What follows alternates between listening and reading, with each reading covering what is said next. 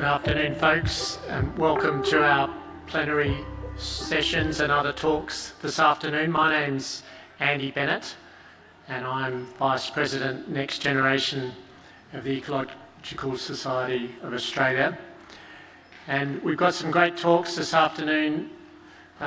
Most of them are by our early career researchers and award winners. But before that, one housekeeping matter, and there'll be some more housekeeping ones at the end in relation to the conference dinner. So one housekeeping thing is from me to those people who have very kindly agreed to judge talks and posters, the student talks and posters, if they could get their scores in onto the OneDrive spreadsheet this afternoon, and at the very latest by 6 o'clock this evening, that would be fantastic so that we can finalise those ones for the presentations tomorrow. But preceding the talks by early career researchers, we have the ESA's President's Address and by our President, Perpetua Turner. Over to you, Pep.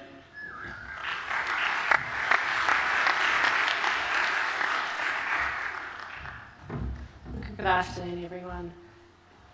I just told one of the other presenters we were talking about speaking, I said, little do you know that every time I speak in front of an audience, I get nervous, so you won't notice in my voice that my hand is shaking, but it should go in a few minutes. I'd like to first start by acknowledging the traditional custodians, the Larrakia people, on the land upon which we gathered here today. I pay my respects to their elders, past and present, and also thank Auntie B for a very warm welcome. I renew my commitment to working together to care for this land, to welcome and value people of all kinds, to embrace their knowledge, to learn, listen and respect. And there goes the handshaking.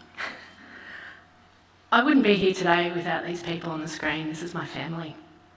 I'm married to Darren Turner, who's an academic at the University of Tasmania, and I have 4 kids.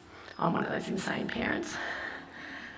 They keep me busy, they keep me on my toes, and I love them dearly, and thank them for allowing me to be here today. I still get the phone calls of all the dramas, it's great.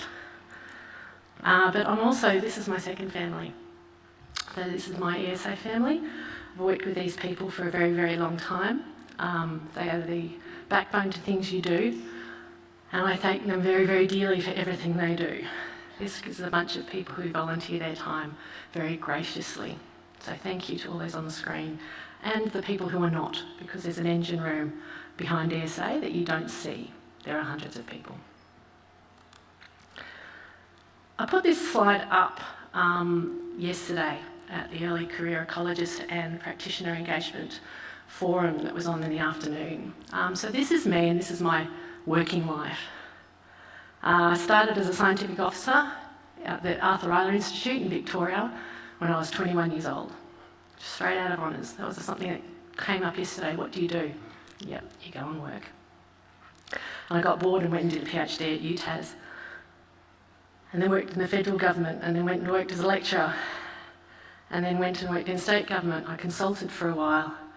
I was an expert on the Threatened Species Advisory Committee, and I entered the state government again with the Tasmanian Fire Service, and that's who I work for today. I've just put this up here to show you the breadth of work an ecologist can and does do. What's in pink is through the education sector, where I volunteered on different areas. Yes, I was even a division secretary for the National Tertiary Education Union. Nothing to do with ecology, but everything to do with conflict negotiation, management and resolution. The one in red is my job that I have as a volunteer firefighter. And I mentioned yesterday to the early career ecologists and practitioners that that job voluntarily saved me during COVID, because I really needed to get to grassroots, and so now I volunteer as a firefighter with 20 other blokes, and I have lots of boots, and I really love it because they get me down to the grassroots and really what counts. The blue is my jobs that I've done with the Ecological Society of Australia, and a bit of what I'm going to talk to you about today is some of the things that you can do within ESA And the reason I'm pointing them out is because a lot of the work I've done with ESA has actually helped my paid career. So, for example, being a book review editor, I learnt to negotiate and to review different forms of writing, and I learnt to use that skill in my own publications. As a Tasmanian councillor, I was organising events. As the EMR chair, I was chairing boards, looking over financial documents, preparing annual reports. And now those things are flowing through being your president. Something that we've talked about very, very constantly is our events, our conference, and you're here today experiencing an ESA conference. And for many of you, it's your first time, most likely, and a big warm welcome to you. What we have talked about over the years is sustaining our conferences and what we need to do. We're still going through COVID. We've all experienced online the trauma, the drama, the pain of doing Teams meetings constantly every day, some of us 12 hours a day. And we've all experienced what a conference online is like, fully online and also in a hybrid situation. We're having these discussions in the ESA community and looking at what we need to be doing to be inclusive, equal, promote diversity within our society to do with our conference, because our conference is a backbone. One of the things we need to be looking at is the purpose of our conference, and that to be at the forefront of everything we're going to do going forward. So when we're talking about event sustainability, we're talking about taking action to preserving our natural environment, promoting a healthy and inclusive society, and supporting a thriving economy, and considering all those things when we run our events. There's been a lot of literature on how to do a virtual event or how not to, and how to incorporate it with face-to-face. So we'll be looking at what that is into the future. As we know, the pandemic's changed everything we do. As I mentioned, we're going to look at the purpose of the ESA conferences. There's more than one model. There is lots of models and lots of different facets to those models. I'm not going to go into them now, but start having those conversations with your peers, with your supervisors, within your workplaces, and let us know. Think about these principles of event sustainability as you're having those conversations, and we'll be starting with ESA grassroots consultations. One thing being a union boss, certainly learn how to do consultation. So that's what we'll be starting to do. So check your inboxes, be aware on our media platforms, and look out for that sort of reach out to you. The journals are a very cool part, just like conferences are of our society. And we manage 2 journals. They're both international journals. And we're going to talk about ecological management and restoration first. So it's a practitioner journal. It looks at science through to practice and then back down again, or up again, whichever way you look at it. It's a journal that interacts with people right from the coalface all the way through to research and government. It has 3 issues a year, and it's currently looking to expand its editorial board. So if you are interested in being an editor, go and check out the editorial board, and also go and have a talk to Andrew Knight, who's here. He's the editor-in-chief. One thing that the journal really would benefit from are reviews. I can attest to doing a review. I just put one into Ecology. And the amount of feedback you get from doing a review, especially in your career, it's second to none. So I can really recommend, if you've got a review that you think would be applicable to ecological management and restoration, please consider submitting it, and contact Andrew and have a chat. As I mentioned, our second journal, Ecology, it's got a bigger editorial board than EMR, and it's looking for adding to that editorial board. So if you identify as a female, can you get in contact with Nigel Andrew, who's the editor for EMR.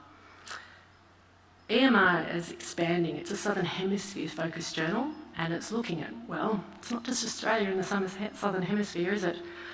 So they're expanding to South America, and we have a deputy editor that's based in South America. Special issues are a fantastic thing to be involved with the journal, and they also get a lot of attention. So for example, there's a special issue coming out in Austral Ecology called Ecology in South America, and one of the exciting things is it's taking into account language. This is the first time for Austral Ecology, and I'd just like everyone, if you could, put a round of applause to Nigel and the team, the editorial board, for actually taking this initiative.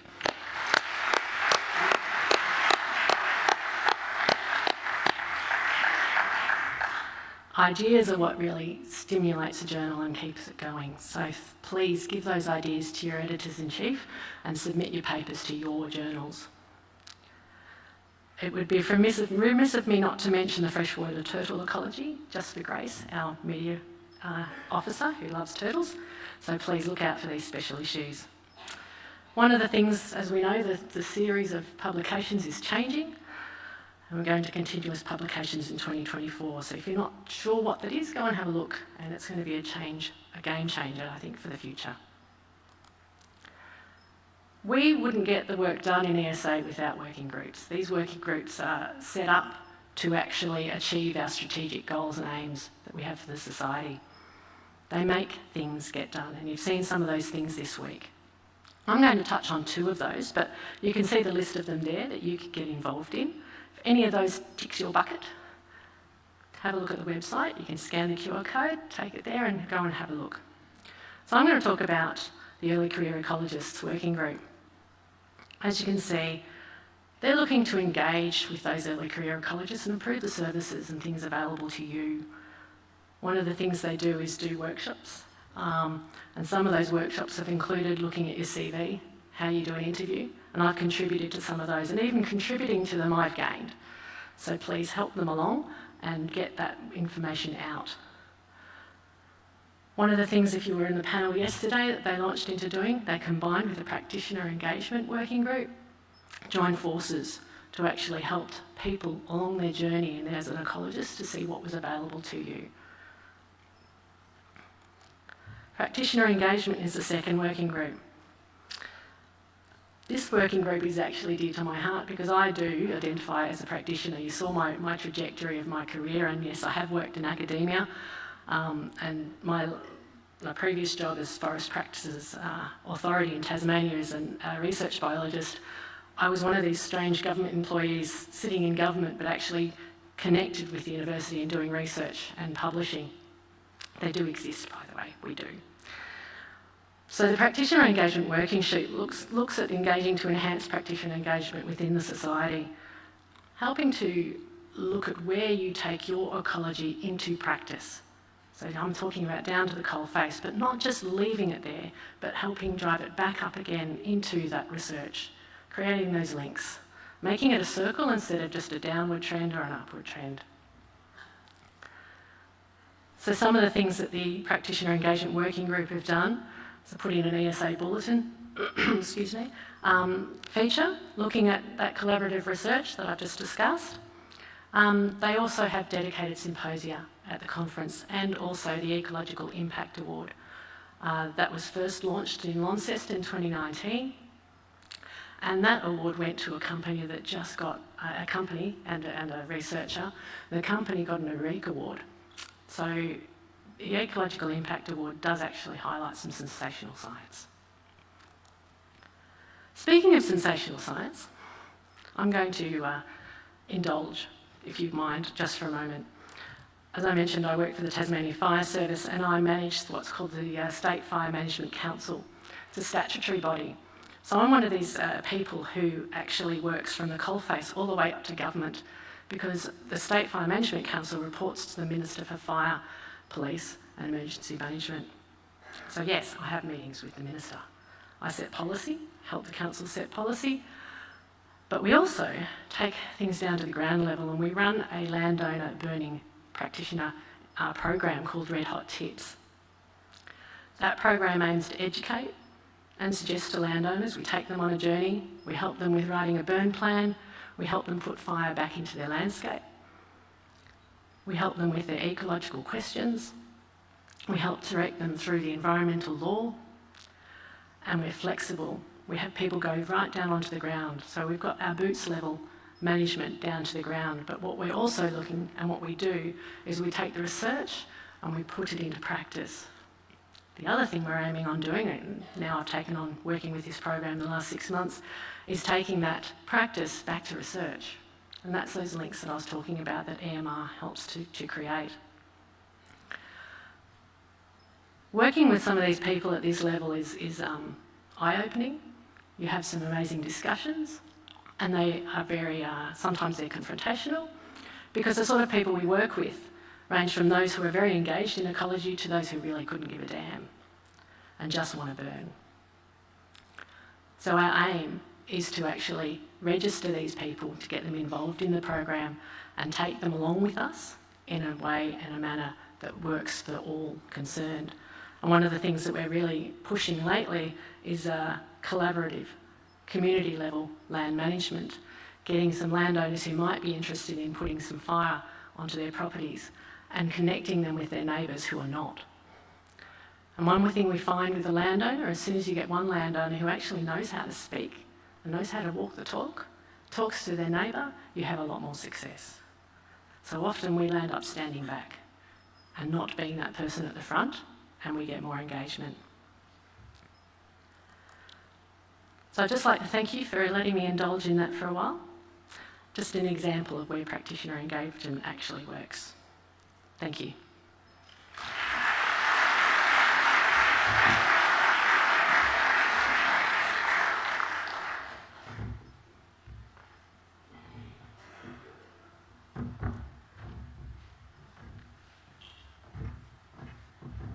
Thank you very much, Pep. That was fantastic.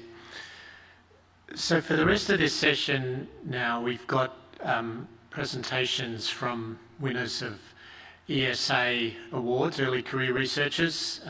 Pep's not quite still one of our early career researchers. And the first of these, as many of you may know, we have a dual Landsberg Applied Ecology Scholarship, which is awarded every year. And people are pleased to get that letter until perhaps they see written in it that they actually give a presentation at the following ESA conference. And so our first presenter today won the award in 2022, and so it's Danielle Wallace. And so Danielle's going to now give the next presentation. Thank you, Danielle.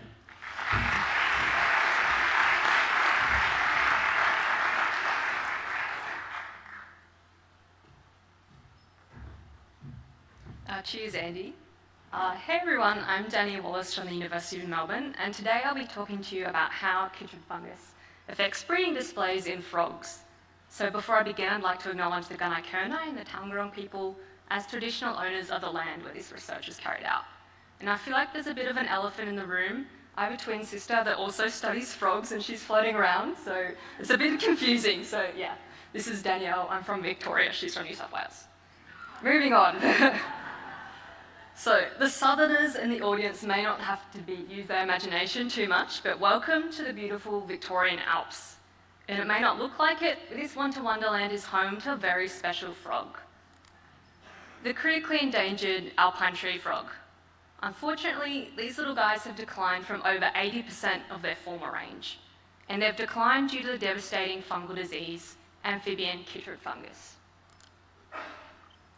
Chytrid fungus is caused by the fungal pathocyte Batrachocyngium dendropatitis, or BD, and it was found right here in Australia, but it occurs right around the world. We now know that chytrid fungus is the worst wildlife disease on record. It's responsible for the decline of over 600 frogs around the world and the extinction of at least 90 species. So, things aren't looking great for my little friends, the alpine tree frogs. In fact, chytrid fungus is so good at killing alpine tree frogs that almost all mature frogs die after their first breeding season. Now, I'm not great at maths, but even I can figure that one out. If almost all the mature frogs are dying, how the heck is this species still persisting in the wild? So very luckily, alpine tree frogs have devised an ingenious way of surviving with chytrid fungus. But their methods are very unexpected. Alpine tree frogs are surviving with chytrid fungus by breeding more.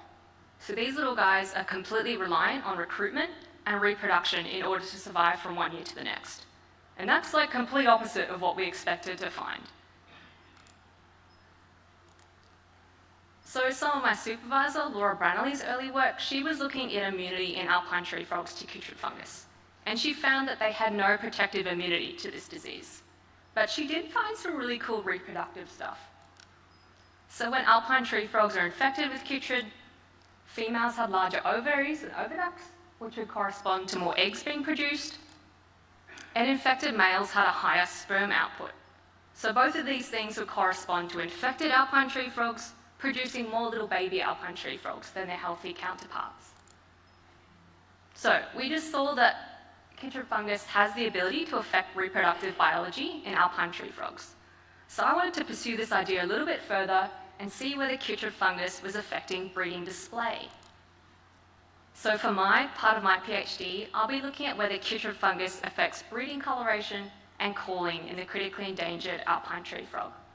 But unfortunately for today, I only have time to talk about the breeding coloration aspect. So in the wise words of Hannah Montana, I got the best of both worlds. So I was out in the field conducting field studies, but I also conducted lab studies. So I was out in the ponds in the Alps wearing approximately 17 layers of clothes because it's bloody freezing, catching alpine tree frogs in the pond, we're swabbing them for disease and then assessing their breeding coloration in the field. But then to back up these field results, I also conducted a lab experiment with alpine tree frogs where I experimentally infected them with chytrid fungus and monitored their breeding colours and their chytrid load throughout this infection process. And I look really terrified and really sad in that picture because lab work is really tedious, but it's also really important to do in conjunction with field studies. And here's our little guys in the field. So how, you may ask, do you measure colours in a very small, wriggly little frog? Well, I got really good at getting them to sit nice and still for me, but we used a machine called a spectrophotometer, which is pretty much a magic wand, shoots light at the end, you touch that to the surface of the frog you want to analyse, and it spits out a really beautiful wavelength of light that colour corresponds to. So in the lab, as our little friends are demonstrating here, we got readings from the back, from the belly, and from the throat. So I'll give you a bit of a snapshot now of both our field and our lab results. So I'll talk about the frogs from the field now. So in terms of infection, we saw that infection prevalence significantly increased over time. So I've just got the days of the year at the bottom, and on the y-axis I've got infection status. So infected frogs are at the top, healthy frogs are at the bottom, and we've got 5 processing periods throughout that breeding season. At the start of the breeding season, only about 13% of frogs are infected, whereas we pass forward to the end of the breeding season, we've got over 80% of frogs being affected, and they're showing up with chytrid loads that will be lethal in a couple of weeks. But keep in mind, that's only a gap of a month. So chytrid fungus moves through alpine tree frog populations really quickly and really smashes them. In terms of colour, here we got a little bit excited. So we found that UV chroma was significantly impacted by infection status, to the point that infected frogs had almost 20% more UV chroma. So in other words, infected frogs were more colourful. And this also rang true with infection load, so how much chytrid each frog had. So UV chroma increased with infection load, and heavily infected frogs had more UV chroma. So the more infected you were, the more colourful you were. And these results also translated into the lab studies, but with different colour chromas coming out as significant. So we saw that throat colour was significantly impacted by infection status. So in the lab, infected frogs had more yellow-orange chroma and more green-yellow chroma than healthy frogs. So again, infected animals were more colourful. So just to recap, we saw that infected frogs from both the field and the lab were more colourful, which is really interesting and exciting for us. So we know a lot about chytrid fungus. It's really great at killing frogs, but we don't know a whole lot about what happens after they get infected and the sublethal effects of infection. And we know even less about how chytrid fungus affects reproduction. So this is a really exciting result for us. So putting that in context, why was this important? So these were the first results to show that chytrid fungus affects male coloration. And that wasn't just in this species, this was frogs around the world. So we were very excited about that. But we also saw that males that were heavily infected with chytrid were more colourful. But this may not necessarily be a bad thing for alpine tree frogs, because males that were more colourful may actually be more attractive to females. So chytrid fungus could actually be making alpine tree frogs sexier. We also saw in the lab that in lab frogs, this increased coloration only occurred in the throat. We didn't really know why that was the case. So we kind of had two alternative hypotheses as to what was this cause and what was driving this increased coloration. So it's either the frog itself driving the change, or it's the chytrid fungus driving this change in the host. If it's the frog somehow knows it's infected. It's like, yep, I'm going to die. I'm going to have to become the sexiest frog that ever did frog, so I have a chance to breed and pass on my genes. So a kind of terminal investment response. On the other hand, if it's the chytrid fungus, chytrid is kind of going all Frankenstein on the frog and host manipulation and causing pathological changes in the host that could be expressing in this colour change. So we're still trying to work out which is which. At this point, we're kind of leaning towards the sexual selection terminal investment caused by the frog colour change, but I'm happy to talk about these hypotheses afterwards with anyone that's interested. So this is really just the jumping off point of this research. So the list of things we don't know, sadly far outweighs the list of things we do know. So for a start, we don't actually know what colours alpine tree frogs can see. And this really limits our interpretation of these results. It's highly likely that they can see UV and they can see really well in the dark, as most nocturnal animals have these capabilities, and several other related species have been found to see UV. But we don't know the role at this point that colour is playing in mate choice in this species. And secondly, we didn't test whether this increased coloration actually led to increased breeding success. So in an ideal world, I would have loved to follow this up with mate choice studies, behavioural trials, to see if the females were actively selecting for these infected, more colourful hosts, or for more colourful frogs. But kind of the colour, vision, and this breeding success would kind of constitute their own PhDs by themselves. So they're a little bit beyond the scope of my PhD, but I'm really excited to see where this research goes in the future. But what next for me? So we wanted to know, is this phenomenon happening in alpine tree, in other species, or is this just a weird alpine tree frog thing, that they're changing colour with infection? And what about other related species with different patterns of decline? So luckily for us, alpine tree frog is part of a larger group called the Latoria-Uengai complex, which constitutes 4 other species. I'll introduce you to 2 other friends today. So we've already met the alpine tree frog, Latoria verrowi alpina. This little friend here is a whistling tree frog, Latoria verrowi verrowi, and you can think of these guys as the low elevation cousins to the alpine tree frog. And this guy here is a southern drowned tree frog, Latoria-Uengai. So they're all very similar, calls are very similar, they look very similar visually, and we know that all 3 species get infected with chytrid. We've seen alpine tree frogs get smashed by chytrid fungus, but we don't know how susceptible the whistling tree frog and the southern brown tree frog are to infection. Interestingly, all 3 of these species also have different patterns of decline when you're looking at chytrid fungus. So I've got a little plot here just looking at populations over time. So we've already kind of talked about the alpine tree frog. So if we're representing chytrid fungus entering the system here, population's doing fine, chytrid fungus, everyone's dead. And they're kind of maintaining this very low population level through reproduction, as we've seen. So they're kind of bumbling around at this very low population size. Whistling tree frogs, if chytrid enters the system at the same time, they had an initial decline, so they are susceptible to chytrid, but there's anecdotal evidence that these guys are responding to chytrid fungus, which is a little bit hopeful. Southern brown tree frogs, on the other hand, if chytrid enters the system same time, there's no evidence that these guys decline, which is super interesting. So I want to investigate colour and disease in these 3 related species. So I'm hoping to do disease susceptibility experiments and do lab infection trials with the whistling tree frog and the southern brown tree frog. So I've already collected a bunch of these little guys from the field to do these lab experiments.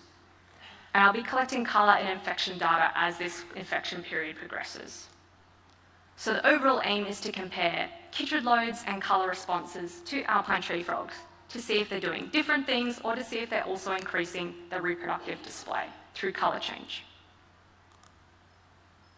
All right, bring it home. If chytrid fungus is making frogs sexier, do we actually care? Why is this important? Well, I think we should care. So we found the first evidence that chytrid fungus is causing colour changes in alpine tree frogs, which is really exciting. And we also saw that this species is completely reliant on recruitment and reproduction in order to survive from one way to the next. On one hand, that's awesome. Alpine tree frogs surviving with chytrid, yay, that's what we wanted. But on the other hand, if some stochastic event goes through, prevents breeding, like a bushfire, something like that, these guys are really susceptible to going locally extinct if breeding is prevented. So we really need to protect their breeding habitat and ensure their survival into the future. And lastly, we're hoping to show that different species or related species to alpine tree frogs, potentially whether they have been able to survive with chytrid or haven't sustained declines, potentially due to changes in reproduction and breeding display due to chytrid. And lastly, if you ever have the chance to visit the Alps, I highly recommend you do, you might hear the weep, beep, beep, beep, beep, which is the love song of the alpine tree frog. And you know with that little call that these guys are doing their best to save their species from extinction. And hopefully, so are we, the researchers that are looking into it. So I just want to give a huge shout out to my co-authors and again to the dual Landsberg Trust Fund Scholarship and to the ESA, without which we wouldn't have been able to do a huge bulk of this field work. So thanks again for this award. And thanks to you all for listening. Thank you.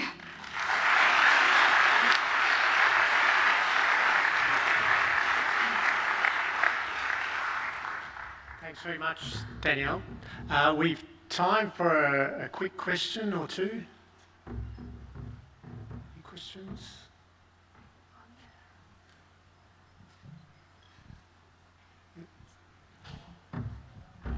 Thank you for the excellent froggy talk, Danielle. I had a question about the baseline frog colour, because if potentially more colourful, sexier frogs are breeding better, do we know if that's changed since before chytrid got into the system? Yeah, that's a really good question. We don't have a lot of baseline data based on when before chytrid entered the system. In my lab study, we did test whether they were more colourful before we infected them with chytrid, and these frogs were lab raised. So we do know that there was no colour differences between those groups before they had infection, which is super interesting. It was only after we infected them in the lab that they were showing these colour changes. So not from the field, but yes, in the lab we do have data from frogs that didn't have chytrid and never had it before. What about in terms of generationally? Do we think there's been any changes to their colours over time? Yeah, it's a really interesting point. I can't really comment on that. I haven't monitored them for that many generations, but it'll be interesting to see if it's like a selected for feature. Yeah, it'd be really cool to look at that in the field and to see whether they're becoming more colourful as generations go on, because it's definitely, it can be a heritable trait. Like you have colourful parents, you'll have more colourful offspring. But yeah, it'll be really cool to monitor that in the field for sure. Thank you. To keep to time, we better keep going. So if you've got more questions for Danielle, find her around. But if there's someone that looks very similar to her, it might indeed be her twin sister who's at the conference. So, but I'd just like to thank Danny for a fantastic talk. Thank you.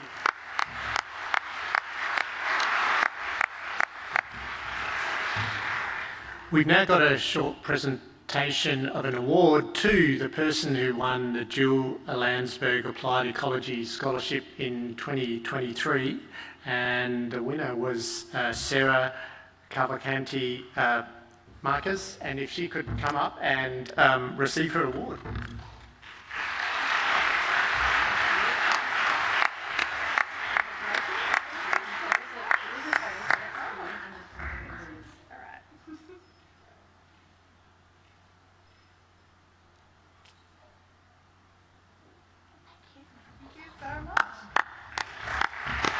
Sara, thanks, Pep.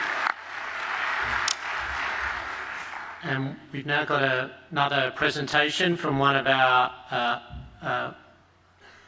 award winners for the Applied Forest Ecology Scholarship from 2023, and by Oscar Jones. So Oscar could come up to give his talk. Thank you.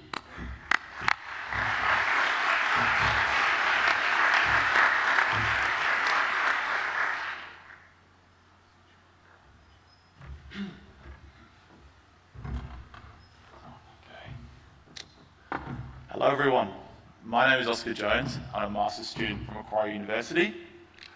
Hi everyone, my name is Thomas Markula and I work for Ecology Rangers of Landsberg.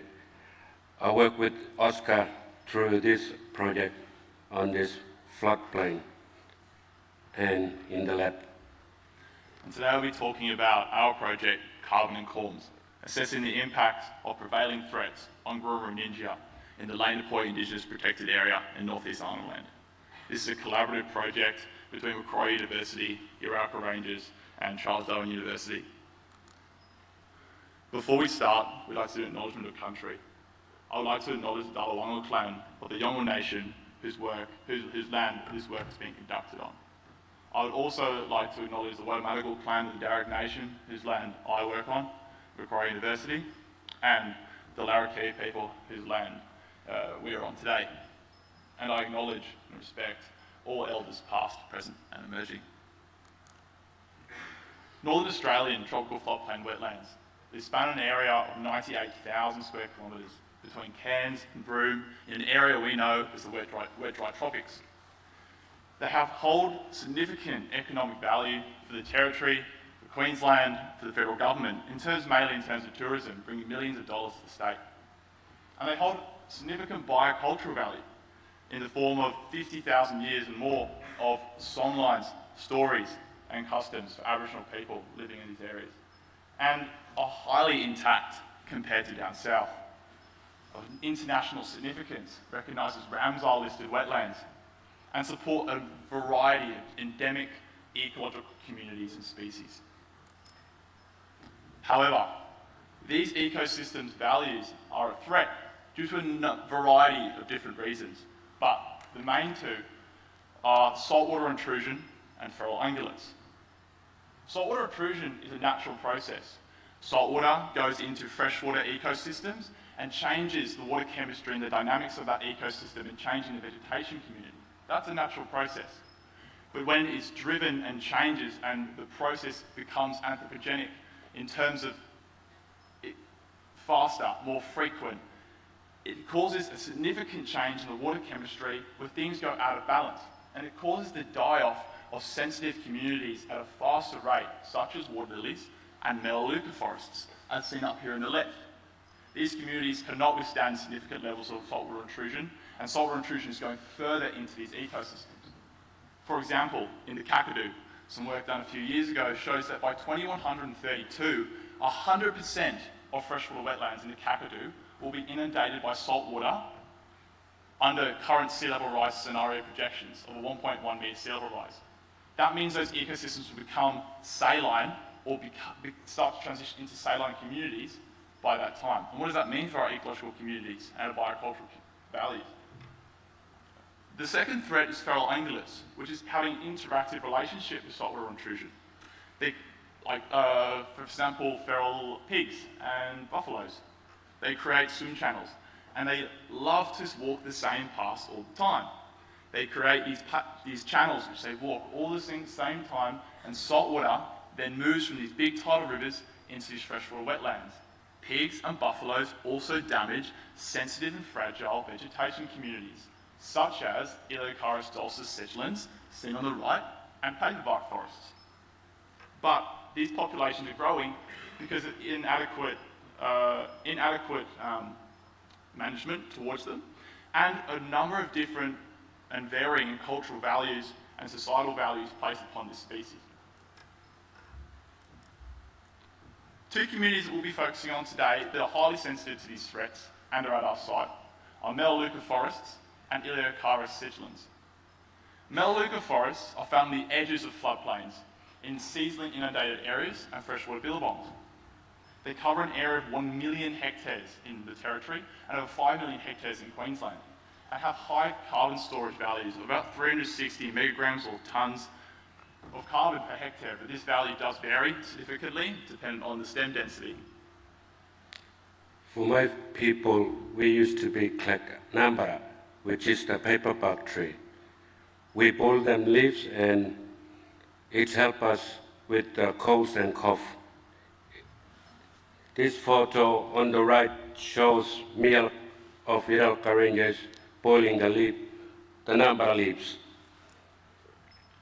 And Elaeocharis dulcis.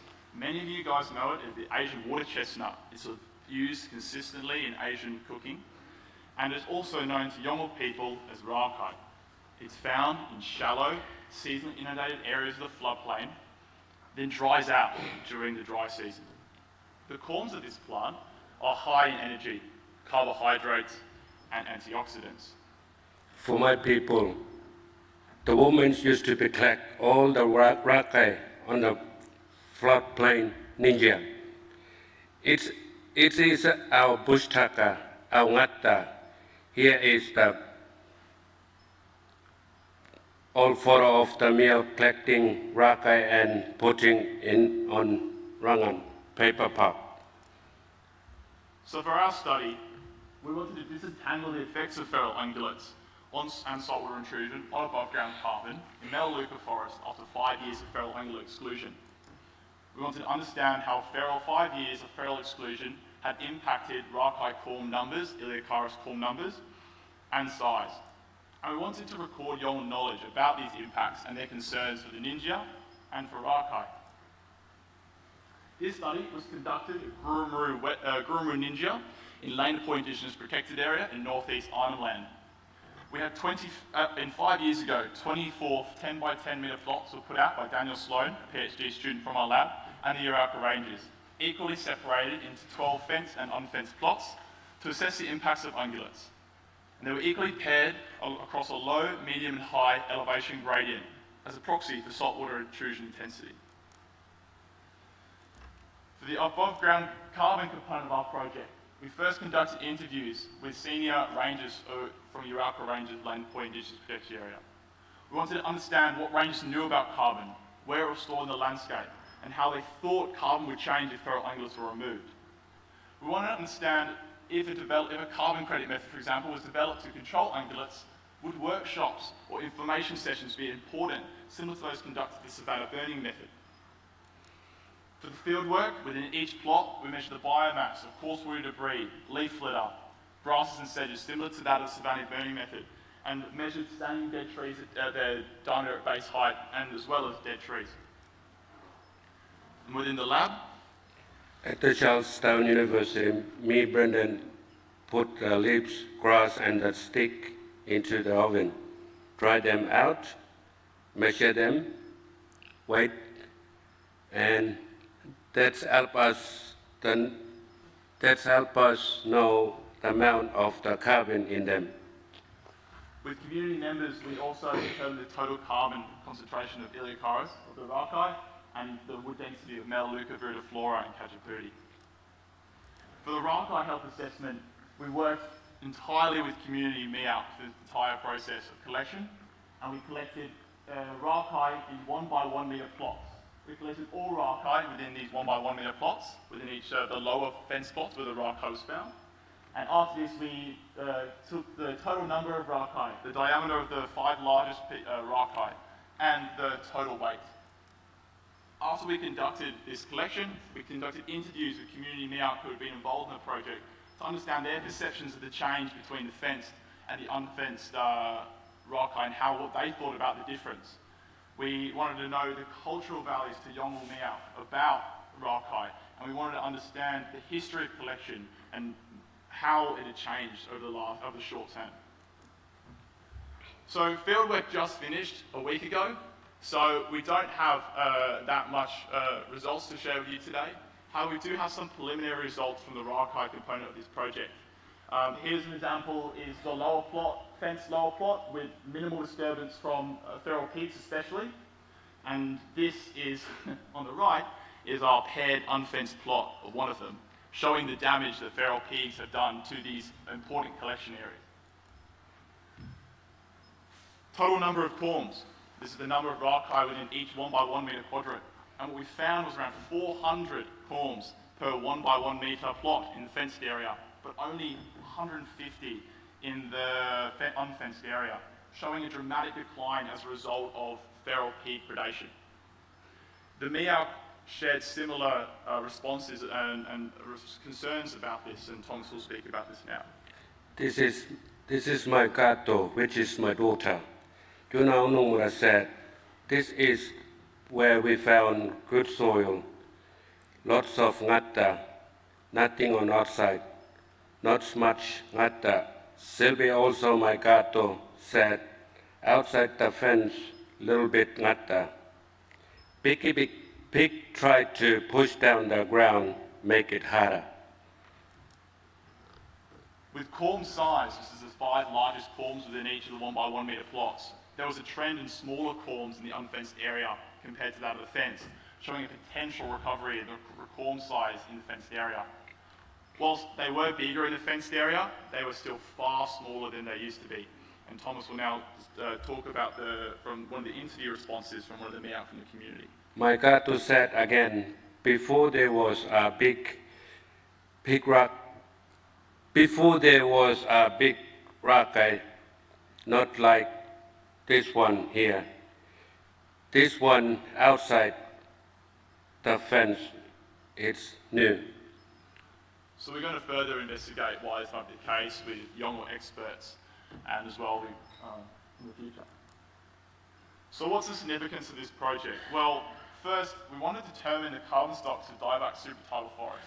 This is one of the only forest communities found in the wetland ecosystem and covers such a vast array of northern Australia, but we don't know what the carbon loss is in this forest, in these dieback zones. This will be important into the future. We want to determine the interactive effects of saltwater intrusion ungulates on the carbon stocks and culturally important bush food to these wetlands. This will help us understand if more adequate controls are put in place to restore the biocultural and cultural and carbon values of these wetlands. How will these ecosystems function after 5 years of removal? And will saltwater intrusion still be a significant threat, or will these systems become more resilient?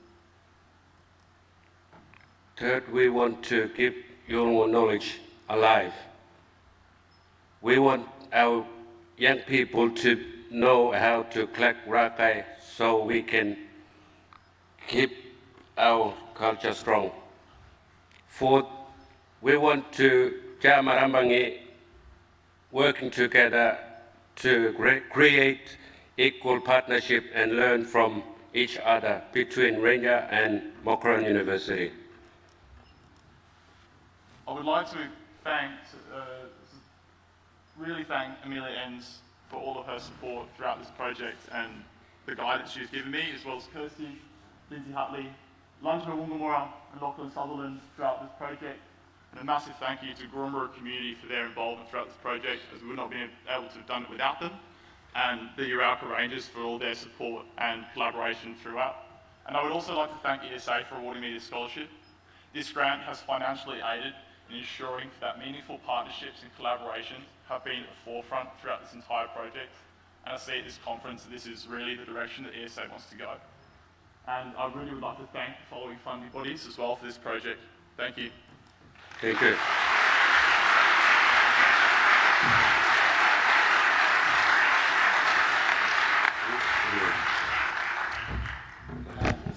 Thanks very much to Thomas and Oscar for that fantastic presentation. There's time for one quick question.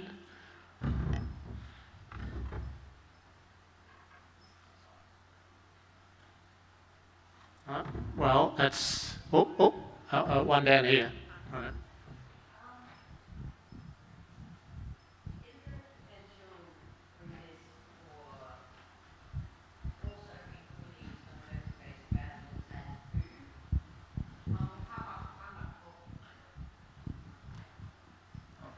Thanks.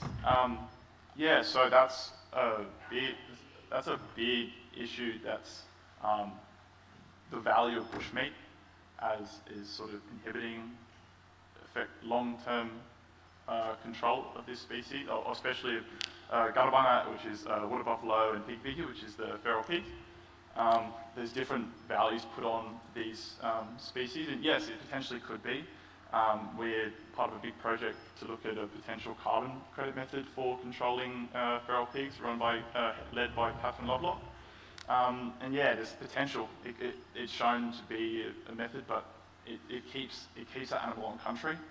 So bushmeat incentivises to continue to keep that species on country. It might be important in certain IPAs and certain organisations, but yeah, it's a complex issue. Thank you. Thanks. Again, feel welcome to have further discussions at coffee after this. We better keep going, but it's important we do the official presentation of the award from PEP to Oscar and Tom. So.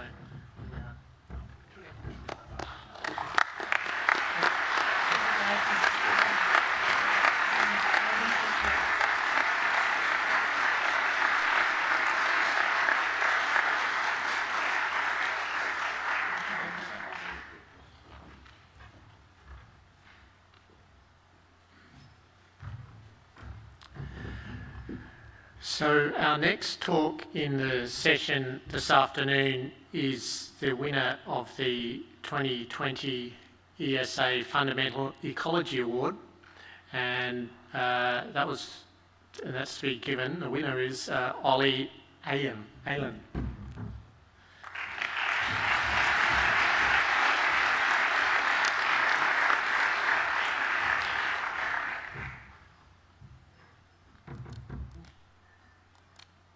Good afternoon, thank you very much. My name is Aylen and I'm a PhD candidate at the University of New South Wales in the Centre for Ecosystem Science.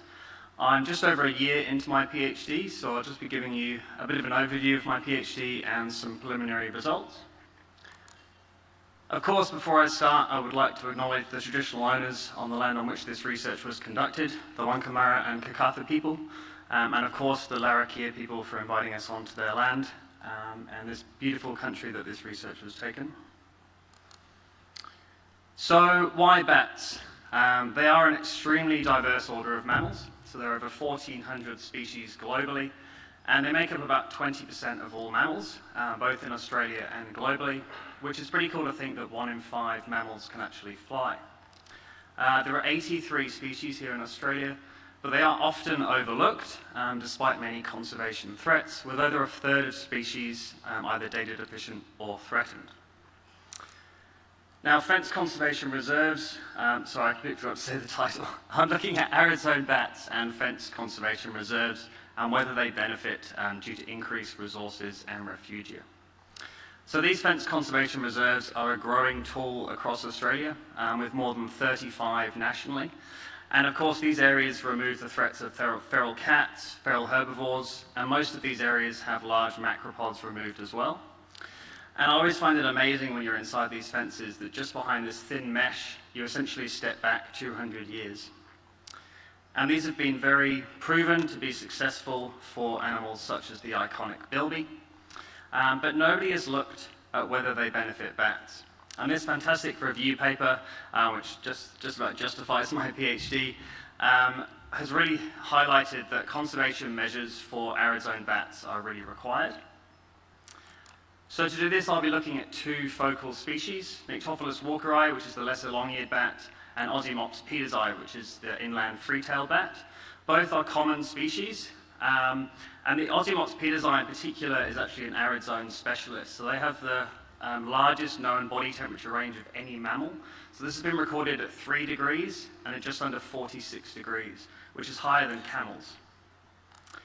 Now, of course, my study sites are in the arid zone, and arid zones, semi-arid and arid zones, cover about 41% of the Earth's surface, and Africa and Australia have been highlighted as areas lacking arid zone bat research despite having a very high proportion of these areas. So I'll be working at Wild Deserts, which is in Cameron's Corner, and Roxby Downs, arid recovery. So Wild Deserts is fairly new. It was completed in 2018, whereas arid recovery has been up since 1997. And just to take you through my chapters, so my first chapter is really looking at the spatial and temporal reserve use by bats. So I really wanted to get an idea of how bats are utilising the landscape. Now, this will predominantly use bioacoustics, so I have an array of 50 bat detectors across the reserve, and of course this incorporates all species. It also has a 1 hectare vegetation plot, so we can assess the vegetation components as well. And these will have seasonal and annual replicates. I'm also utilising a long-term data set, which was started prior to my PhD and is ongoing, and this incorporates the 2019 drought and subsequent rainfall of the last few years. So this is my grid in one of the paddocks at Wild Desert. So the 50 detectors split between dune and swale ecotones. And already we can see some results. So this is from winter last year. We're starting to identify some of these hotspots. And this relates well to the vegetation data that we have. This area at the bottom is an area called Kiwi Hut, which is a beautiful mulga woodland with some corkwood. It's always pretty well vegetated and generally seems to keep moisture for longer than elsewhere in the park. The area on the right is more of an open swamp area, so maybe more of a feeding ground. And up at the top is more of a beefwood grassland, but again, tends to hold moisture for quite long and is quite vegetated. These are the sites of the long-term monitoring site. So these are split 6 inside and 6 outside the reserve. And again, we can see some results. So this is from summer rather than winter. And we can see a different hotspot here. Now, of course, the sites are in slightly different places, so we're not encompassing that Kiwi Hut or the other sites. But it's interesting that there might be a difference seasonally. And of course, we can look into this further as we assess more of the data. Now, of course, we all know that there's a great value in having long-term data sets. And here we can see some results just of the last 3 years. So following the 2019 drought, we have almost 0 bat calls in the whole area. This is then increasing in 2021 and much, much higher in 2022. And I've put on here as well the bare ground cover. So this is just remote sensing using Veg Machine. So this increased from 85% bare ground cover to 65%. Rainfall, and this is from the year prior, so these surveys are in February, so it makes sense of the year prior, went from 33 millimetres up to over 200, which is just over 200, which is about average. And this is really interesting. Obviously, a lot of species are known to have this boom bust in the arid zone, but bats are long-lived species that only have 1 pup a year. So rather than following a population crash like bilbies and other small mammals, they must be dispersing somewhere. We don't know. It'd be great to put GPS devices on, but they're not small enough yet. My next chapter is really looking at roosts and refugia. So we're looking at existing roost locations and their characteristics. Also looking at thermal refugia properties, roost fidelity and whether there is a resident population using microchips. And then looking at tree recruitment of these important roost tree species and using these characteristics to actually build artificial roosts. Now we've located about 60 roost trees within the reserve and a handful outside, and already we're seeing a preference from the 2 species. So the Nyctophilus walkeri prefer these old dead mulgas, and they essentially just wedge themselves in the bark. You can peer in and have a look at them. Whereas the Aussie mops, which is kind of interesting considering they seem to be more of an arid specialist, tend to go for this more traditional tree hollow within the beefwoods. And we're putting eye buttons inside the relevant roosts so we get an idea of the thermal properties during obviously high heat events. So it gets up to over sort of 44, 45 degrees out here during summer. And then we'll also use these characteristics to build those artificial roosts. My third chapter looks at resources and predation refugia. So I want to assess the diet of bats using DNA analysis and then relate this to availability of prey items inside and outside the fence.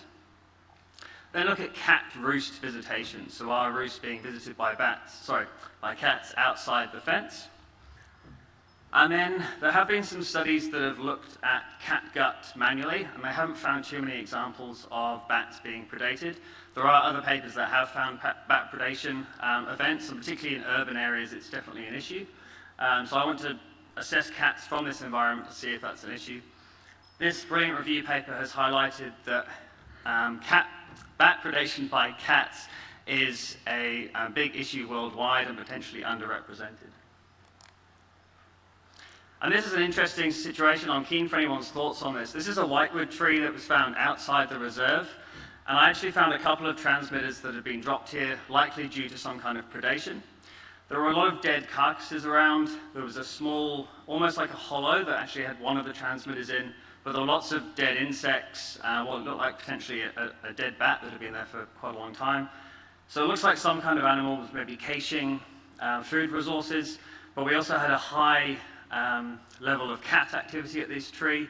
Also lots of bats flying around. There seemed to be a real hotspot of activity at this tree. So we'll have more investigation into what's happening here, but if anyone's got some bright ideas, I'd love to hear from you. And now my final chapter is exploring the external wildlife gradient, so whether there is a halo effect of the fenced reserves. So one of my supervisors, Catherine Mosby, conducted this similar study at Area of Recovery, and although there were some rodents getting outside the fence, there was actually more inside but getting out. There were actually higher reptile abundance outside, and she found that generally there was very little halo effect or spillover of a conservation benefit outside of the fence. So what I want to look at is whether this is the same for bats. Are there more bats inside or outside? So utilising, again, some very large bioacoustic arrays, so 70 bat detectors, or just under 70, at incremental distances from the reserve, we can track activity and diversity.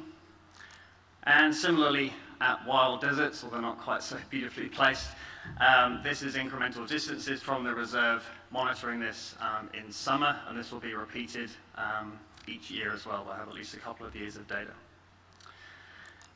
Now, of course, I have a huge amount of data to go through now, so it'd be great to maybe come back to ESA and report some results in a year or so. And I'd really like to thank the following organisations for their various levels of support. And of course, a massive thank you to ESA. This is the first time I've gone to a conference that isn't a bat conference. So it's great to be here and see some talks outside of my speciality. Thank you very much.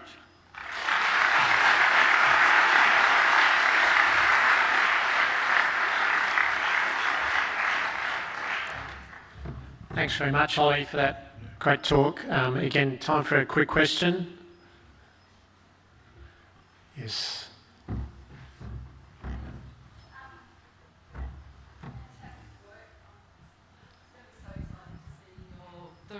Thank you. The results of your fantastic. I was just noticing some of your photos of the potential roost trees, the mulga in particular. Yep. And it looked dead. I was just wondering if that was going to be, obviously might be something that you'll be recording, but I have noticed with mulga that there can be drought death with it sometimes. Yeah, so it seems to be that they only roost in the dead mulga. There's no hollows or any of this real peeling bark when they're alive, so they do require the dead trees, which obviously means that they have to have been in the landscape for a very long time.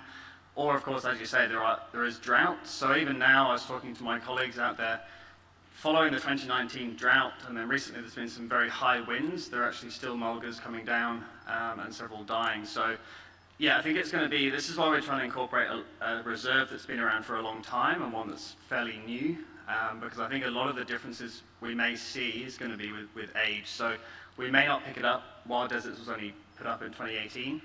So some of the vegetation improvements and other things we may not look at yet. So I'm actually going to Wild Deserts at the weekend for a few weeks. One thing I'll be looking at is seedling recruitment of mulgas inside and outside the fence. Rabbits are excluded from Wild Deserts, so they're known to target young mulgas. So that would show that in the future there will likely be more mulgas inside than outside, or well, we'll see the results, but that's our hypothesis. Yeah. Okay, thanks very much. And before Ollie gets away, he needs to receive his certificate from our president. My job to facilitate that. So I'd just like you to put your hands together to congratulate Ollie for a fantastic talk and his award.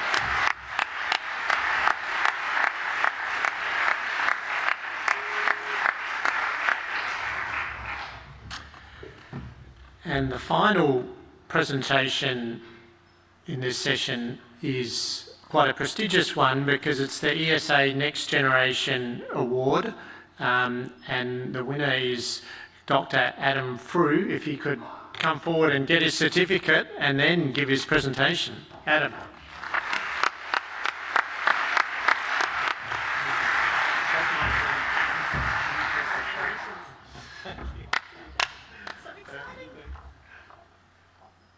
He looks better than me.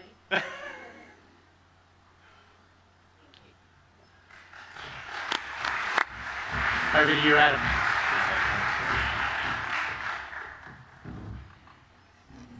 Thank you. Thank you so much. I just want to start by thanking ESA for the award. It's obviously extremely meaningful, especially coming from this society, because it's been so supportive to me ever since I came to Australia to do my PhD a number of years ago now. Thank you. Before I begin, I just want to acknowledge the traditional owners across all the lands in which I conducted parts of my research, and pay respects to the elders past, present and emerging. So I'm going to begin by taking us back in time, 500 million years ago, where the green planet that you're used to doesn't exist, because plants haven't made it onto land yet. But this is the scene where plants and fungi had their first handshake. And I'm not exaggerating when I say that handshake changed the planet. If we then fast forward to about 412 million years ago, things start to get a little bit more interesting. So this is an artist's impression of a town in Scotland called Rhynie, about 412 million years ago. And you can see there's some maybe simple plants making it onto land. And you're probably thinking, okay, how do we know this is what Rhynie looked like at all? But you're also probably thinking, why am I showing you an artist's impression of a random town in Scotland 412 million years ago? Well, the reason I'm showing you this is because Rhynie is actually home to an amazing bed of fossil evidence that gives us amazing insight into what life was like 412 million years ago in this place. And in particular, I want to focus on some of the fossils we have from this organism. This is a very simple plant, a sporophyte called Aglaophyton major. And the fossils we have of this they're so well preserved, we can even see the very cells of the plant. So this is a cross-section of this plant, and you can make out the individual cells. And if we look a little bit closer, maybe closer to some of these little smudgy cells around the edge, we can actually make out individual tiny structures inside the very cells of this plant. Okay, that's pretty amazing.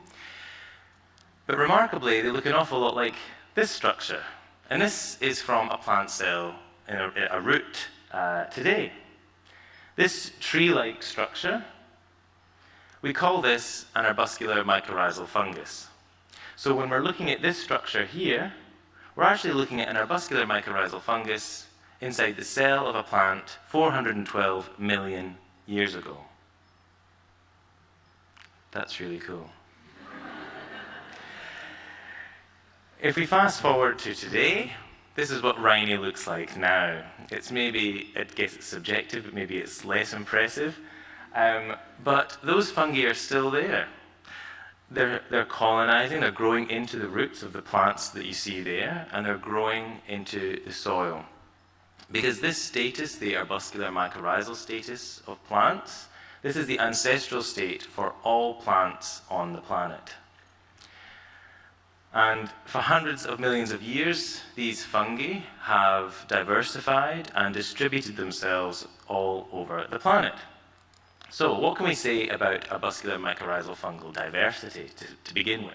So these are a group of fungi, and we've got about 350 to 400 described species, thanks to molecular and morphological approaches. But we suspect there's many thousands, but really we don't know. Those of you that are maybe familiar with the kingdom of fungi, this is actually quite a poor, this is a group of fungi that have quite poor species richness. In terms of their distribution, this is a map from a study that came out in 2015 in Science, and here they were looking at the presence of AM fungi, and I'll call them AM fungi now, so I don't have to say their full name. The presence of AM fungi across the different continents of the planet. And essentially, I just want to focus on the percentages of these lines connecting the continents, because these represent the number of shared species across each of the continents. And I'll make this point now. You'll often see VT throughout my talk. This just stands for virtual taxa. It's just species, okay? So basically what they found here was that about 93% of all AM fungi are found across at least 2 continents, while 36% of taxa are actually found across every continent, apart from Antarctica, but that was because they didn't have enough data. So they're very well distributed. But I haven't really explained what AM fungi are doing, really, have I? So you've probably garnered that they're growing into the roots of plants, and they grow into the very cells of plants. Why are they growing into the cells of plants? Because they require carbon. Because these are obligate symbionts. They must associate with plants to survive. They require that carbon. But they're not only growing into roots, they're also growing into the soil. And they create these vast fungal networks that are dynamic, and they're dynamically foraging for resources and nutrient patches such as phosphorus. Why are they foraging for phosphorus? Because I suppose they need it themselves, of course. But they also need these resources to trade with plants, because plants don't just give their carbon to the fungi without some sort of payment in return, if you want to think of it that way. And so the fungi deliver resources such as phosphorus to the plants. And we know that these fungi represent a huge amount of surface area. So in a handful of soil, you can have up to hundreds of kilometers of hyphal threads.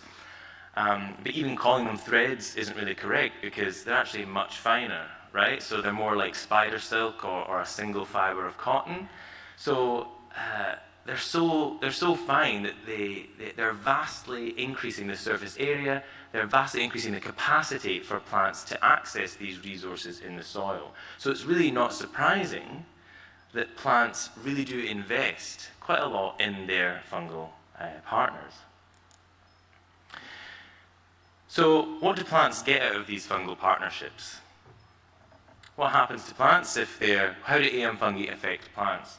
So this is a figure from a meta-analysis a couple of years ago, and I'm really just showing you this figure to really highlight the multifunctionality of AM fungi, that they do more than just help plants grow and grow better and access phosphorus. And this only highlights some of those effects. So we know that AM fungi help growth, they help nitrogen uptake, phosphorus uptake, but they also help plants with things like chemical defense, with water flow, with disease resistance, and soil aggregation. Because we know these fungal networks, these fungi, are so important for essentially holding our soil together, right? So if we lost these fungi, we hope that never happens, but if we lost these fungi, we would actually lose we'd lose a lot of our soil. And I hope you all know how important that is.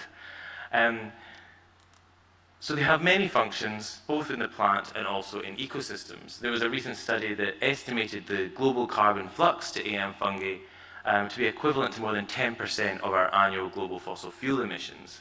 So that's actually more than 10%. That's a huge proportion of carbon. I will note that this is the carbon that's going through the AM fungal networks. This doesn't mean they're just being stored there. So that's something that sometimes people misinterpret. But the point is, these are multifunctional, and they're clearly playing an important role, not only for plants, but for ecosystems, right?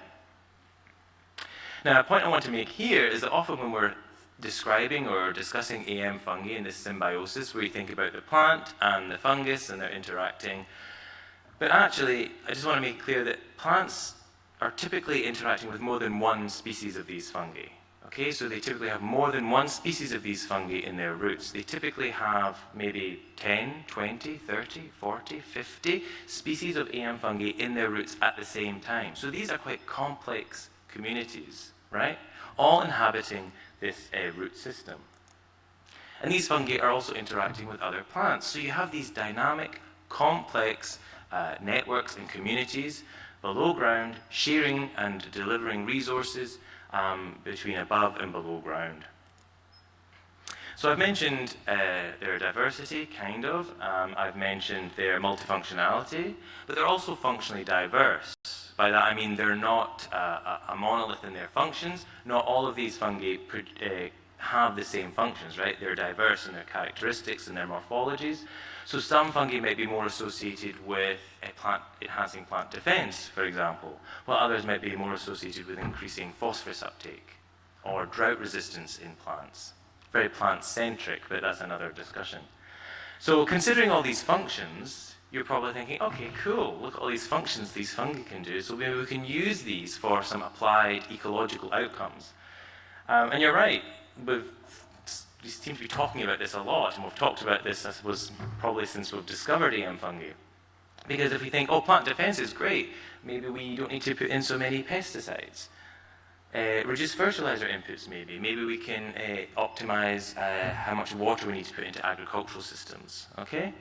So it's not a new idea using EM fungi for particular functions for these applied outcomes, particularly when it comes to agricultural systems.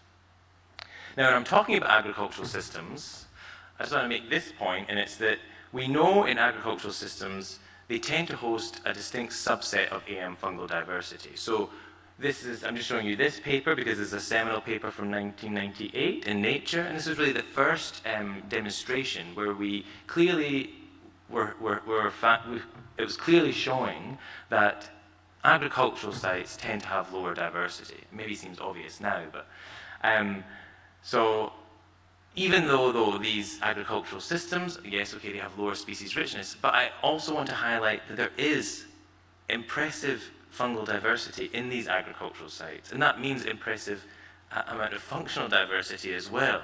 So that's something that you should keep in mind. Okay, so why do we care about EM fungi in agriculture anyway? Okay, well, there's obviously multiple reasons, but maybe you don't know them all. Agricultural yields are plateauing. By that I mean globally, we know that the inputs going into agriculture are no longer equaling the same outputs. So we're seeing globally a decoupling of the inputs we're putting into these systems. Of course, not only that, I don't have to tell people here, but we know agriculture tends to have very significant and often negative impacts on ecosystems. Not to mention the negative impacts it has on the soil ecosystems, which agriculture very much depends on. And Australia isn't exempt from this trend. Okay, we know that Australian soil health is understood to be very poor and it's deteriorating. So we really need to change something about how we're producing food. And EM fungi seem to hold all this potential, but we're still not really seeing this potential ever being used or applied successfully. So the idea of using EM fungi as sustainable saviors of agriculture, discussing why farmers should be managing EM fungi in their soils is a bit of a constant discussion. Not surprising, again, considering all the functions they can provide. That wasn't me.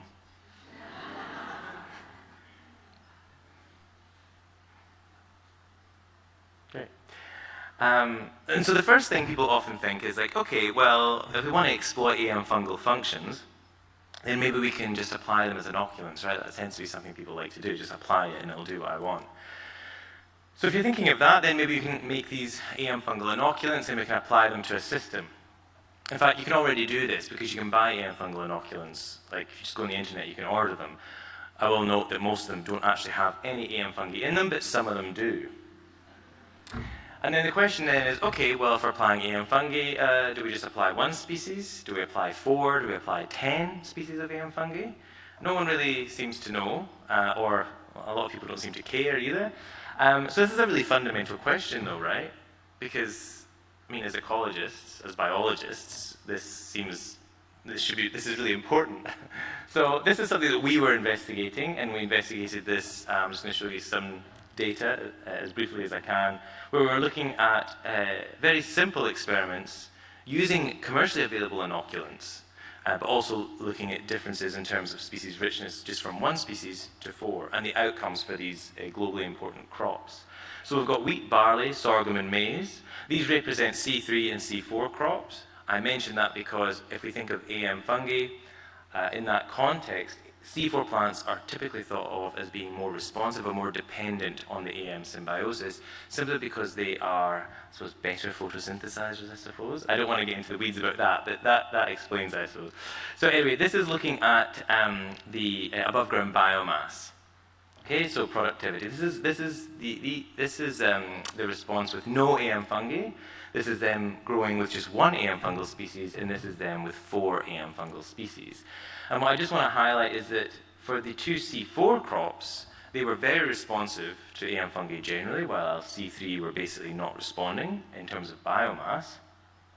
But I'll also point out that for sorghum, there was a stepwise benefit going from 0 to 1 to 4, while maize seemed to get the same growth benefit at least, whether it was growing with 1 species versus 4.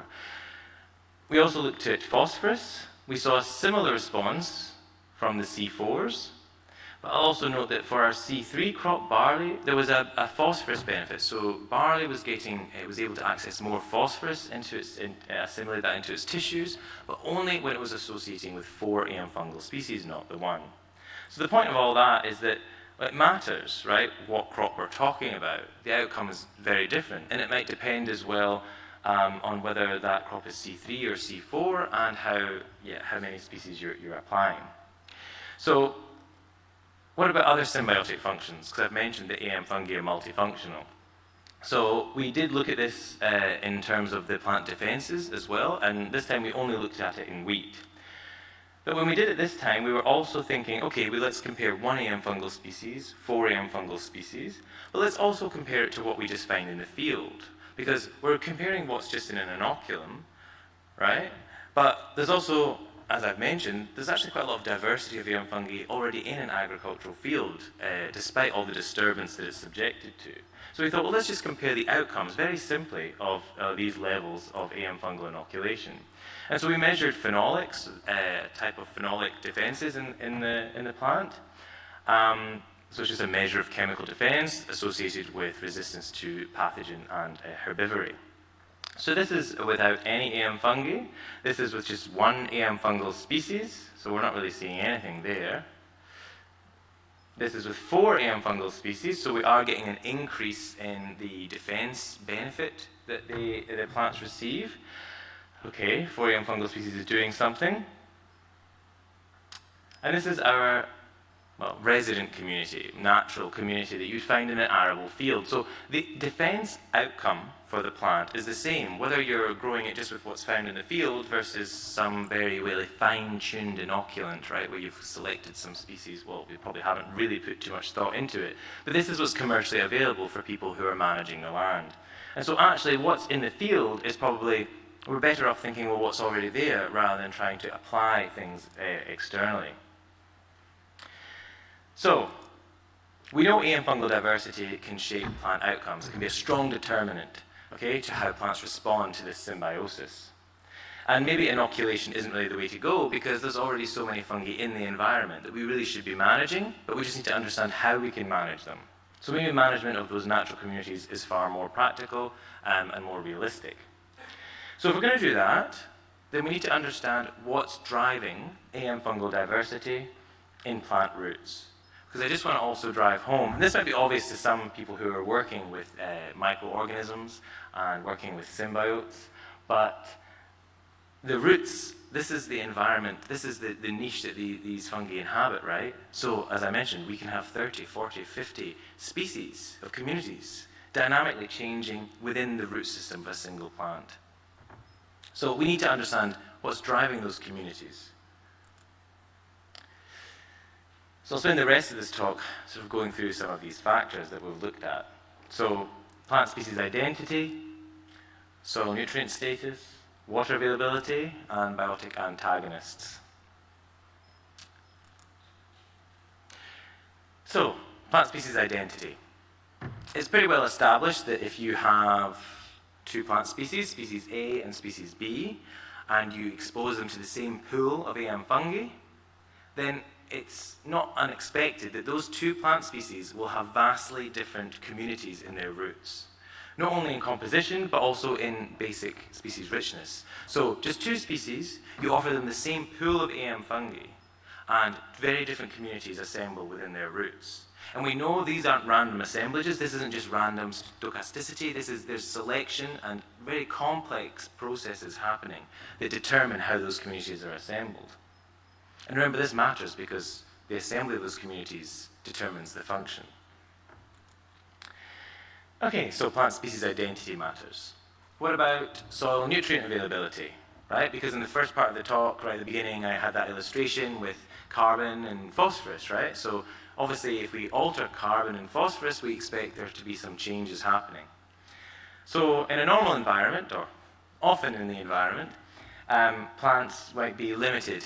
Their productivity might be limited by phosphorus, right? So the plants will, so the fungi will take up the phosphorus and they'll deliver it to their plant hosts. And in return for that, the plants are photosynthesizing, they have some carbon, and they deliver that carbon to the fungal symbionts. Okay, so everyone's happy. Everyone's getting what they want out of this relationship. But what if there's an abundance of phosphorus in the environment? Okay? What if the plant can actually just take up the phosphorus itself? And it doesn't actually need to pay for it. It's carbon. That might be more energetically or resource efficient, right? So the plant might just take up the phosphorus. It will then lower the amount of carbon that it's delivering to its fungi. And so we might end up with less fungi in the roots. We might lose some species that may be sensitive to changes in resource availability, because remember, the key resource for AM fungi is the carbon in the roots. This is their key resource, right? Among other things, obviously, but it's often what's limiting them, of course. So this is what we were interested in here. So we were looking at how phosphorus availability impacts the assembly of root colonizing AM fungal communities. And this was in sorghum. And for those of you that know, this is a very accurate image of sorghum, which was hand-drawn by myself with the typical blue leaves. I'm kidding, those maybe you don't know sorghum, but it doesn't have blue leaves. So but anyway, we're going to work with the blue plant. So we've got low, medium, and high phosphorus. Okay, and we basically grew plants under these conditions, and we wanted to look at the assembly of the communities and what that meant for plant outcomes. But we had some underlying hypotheses about what could happen here. If there's high P availability, the host will reduce carbon to its fungi. At this point, I'll also note that there's really strong evidence to show that plants not only reduce carbon to their fungi en masse, but plants can direct more carbon to the more beneficial fungus. So if a fungus is particularly beneficial, maybe it's very efficient at providing phosphorus, the plant, while being colonized by multiple fungi, will deliver more carbon to that individual fungus. So we know at least to an extent plants have a lot of control over who is colonizing their roots. So if there's lots of phosphorus, maybe the plant reduces carbon. Basic ecological principle, if we're lowering resources for a community, then this is going to exacerbate competition, right? Because the community is reliant on carbon. This is a really limiting resource for this community in the roots. If we have increased competition, then we'll probably expect increase in competitive exclusion. What do I mean by that? Well, there's increase in competition. If there's individuals that have similar overlapping niches and they're all after this one resource, then we'll expect them to sort of push each other out of that community, and the less competitive fungi will probably lose. But as a result of that, we end up with phylogenetic overdispersion. So the communities are less related. So within the communities, the individuals are less related to each other because there's less resources, okay? But those fungi might be quite competitive. They might be, really economical. Maybe they don't require a lot of carbon and can still provide a phosphorus benefit. So maybe we still see a phosphorus benefit from these particular fungi. But at the same time, something else might be going on.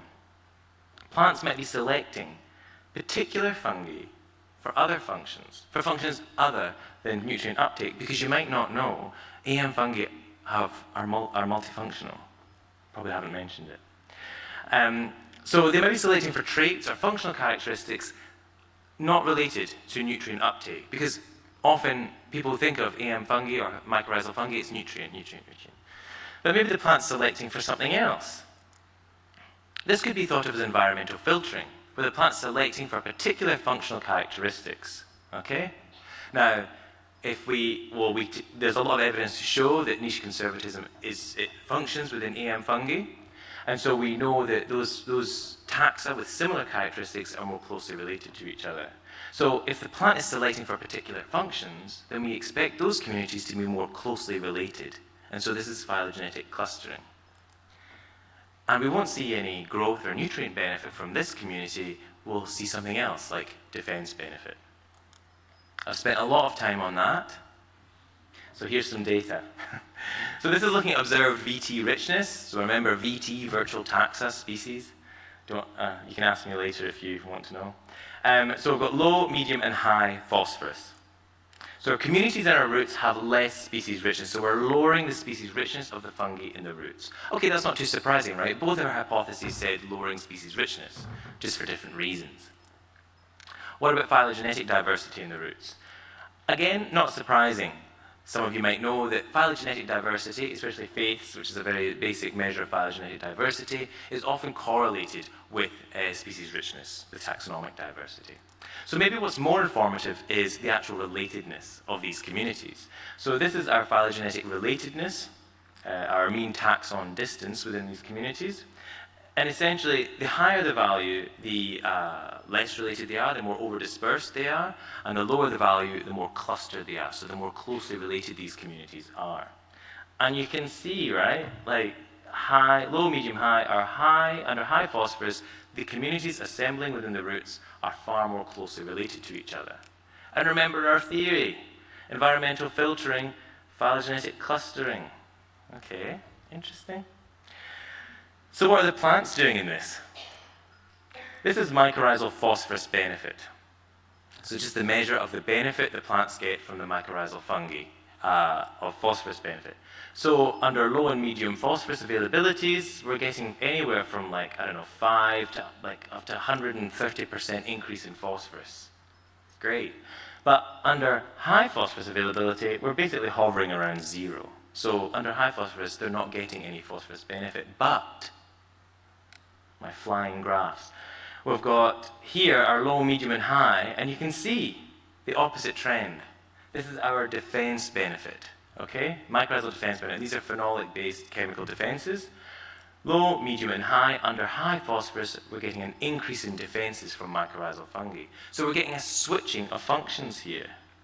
And remember the theory. So this really is good evidence to support that when we've got high phosphorus availability, there's increased selectivity based on particular functions, not based on nutrient availability, not based on nutrient uptake, but based on defense. I think it's pretty cool. Okay, I'm probably well over time and I don't have my watch on. I'm well over time. Okay, so water availability. I'll quickly fly through these just to make the point that many other factors shape AM fungal community assembly. So this is water availability, also in our very typical sorghum plant here. So we've got species richness. No difference. This is looking at low and high water availability for this plant. We're not seeing a difference in alpha diversity. Community evenness, no difference here. Okay, all right. Fair enough, everything's not going to give you a big response, but if we look at beta diversity, if we look at our composition, if we look at changes in relative abundances, in particular of these taxa, we're actually seeing very distinct shifts in these communities. So we know low water availability can significantly alter the communities in a key agricultural crop. What about other biotic stresses like herbivory? Here we're looking at root herbivory, a reduction in species richness again. And I just want to make this point. Paraglomus. This might be extremely esoteric, maybe to most of you, but I want you to remember this because I feel as though there's something in here and I'm hoping that we can investigate and publish some great stuff in the next few years, and maybe I'll present it at ESA. Paraglomus, okay, so this is a genus of AM fungi. And here what we found was under no herbivory and with herbivory. So with the herbivore, we're getting an increase in Paraglomus. But it's actually not an increase. The point is that the other genera of AM fungi are actually reducing to this disturbance, and Paraglomus is actually not responding. And I'm just going to be really elusive because I'm not going to show you any of those results, but in multiple other studies at the moment, we're finding the exact same pattern. Under different disturbances, and particularly in agricultural systems, this genus, Paraglomus, is doing something particularly distinct. And so this is something we're investigating further, and I just want you to remember the paradox of Paraglomus, because I'm sure that's going to come up again in the future. Okay, so I'm finishing up, don't worry. So we know that communities of AM fungi in crops, right? These are shaped by things like soil phosphorus, water, herbivory. And these are shaped so strongly they determine plant outcomes. But there's a big elephant in the room, and that is, okay, we can do all the things in the world to shape the communities and the roots, but it matters what pool of species they have available to them in the first place, right? Otherwise, you're going to be you can shape them into high heaven and you won't get the outcome you want. So we need to know which mycorrhizal fungi are where, but we don't. Because we need to know who is where and also why. So I mentioned, right, you're probably thinking, wait a minute, you showed me that map at the beginning. We know they're just everywhere. That's not at all the case. Well, they are everywhere, at the continental scale. But down to the landscape scale and lower, there's actually huge heterogeneity in these communities. And we have some understanding of things like how soil pH drives these, maybe mean annual precipitation. But that really doesn't give us anywhere near enough to be able to manage these communities to enhance sustainable outcomes for agriculture and benefit soil biodiversity. So we need to know who is where and why. So this is where I'm going to do a plug for our project. So we've got a project going called Dig Up Dirt, and it's called Dig Up Dirt because we ask farmers to dig up dirt and send it to us, and we sequence it so we can map AM fungal diversity across Australia. We were first focusing on agricultural systems, but we're probably going to be expanding this across all of Australia. So we're able to have comprehensive, not only mapping of their diversity and of their communities, but so we can tease apart the drivers of these communities, because that's what's missing. I mentioned we can already buy these inoculants, but it really is like we're really putting the cart ahead of the horse or whatever, because there's so much fundamental ecology and biology that we really just haven't grasped. So I just want to finish here. We know that arbuscular mycorrhizal fungi have supported terrestrial ecosystems for 500 million years. I want to finish on these images. Now, these images aren't mine. These are from amazing scientists from the Netherlands and other places, and I'm leaving you with these images to really make you realize that beneath your feet, AM fungi aren't just some invisible, microbe. They aren't just some OTU number. These are dynamic organisms that are moving resources constantly. They're complex. They've got morphologies we don't really understand. They've got functions we don't really understand. We certainly don't know how those two things link together. And so I suppose the point is there's so much fundamental ecology and biology that we need to really be focusing on, and we need to be considering these mycorrhizal fungi across other ecological applications. All right, I'll finish there. Thank you.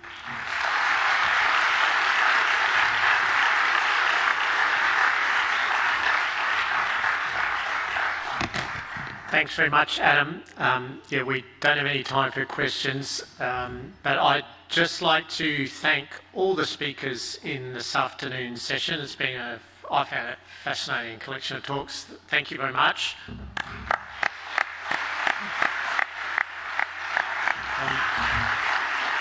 There's supposed to be a housekeeping slide that I've been asked to remind you about. Yep, and it's in relation to the bus going to the dinner tonight. So there are 3 times for buses leaving, 5:30, 5:45 and 6 p.m. down at the road at the end of the conference centre. So you can indeed go to the last talk and still catch a bus there. There's buses coming back from the dinner as well at 3 different times, which aren't shown here, but I think you'll hear about that later on. And there's another reminder about field trips. The last thing I'd like to say is, if there are any people here or people with students who applied and they didn't win the awards this year, keep putting them in. As I think you've seen, the standard we've got is incredible. It's really hard when our groups get together to choose the winners and the runners-up because the quality of the application is so high, but keep putting them in. And that brings this afternoon's sessions to a close, and look forward to seeing you at the dinner. Thank you.